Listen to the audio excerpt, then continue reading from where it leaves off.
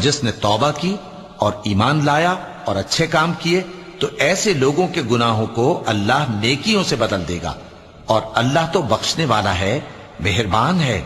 और जो तौबा करता और अमल नेक करता है तो बेशक वो अल्लाह की तरफ रुजू करता है। और वो जो झूठी गवाही नहीं देते और जब उनको बेहुदा चीजों के पास से गुजरने का इत्तेफाक हो तो शरीफाना अंदाज से गुजरते हैं। और वो कि जब उनको उनके परवरदिगार की बातें समझाई जाती हैं तो उन पर अंधे और बहरे होकर नहीं गिरते बल्कि गौर फिक्र से सुनते हैं। और वो जो दुआ मांगते हैं कि ऐ परवरदिगार हमको हमारी बीवियों की तरफ से और औलाद की तरफ से आंखों की ठंडक अता फरमा और हमें परहेजगारों का इमाम बना। इन सिफात के लोगों को उनके सब्र के बदले ऊंचे ऊंचे महल दिए जाएंगे और वहां फरिश्ते उनसे दुआ व सलाम के साथ मुलाकात करेंगे। उसमें वो हमेशा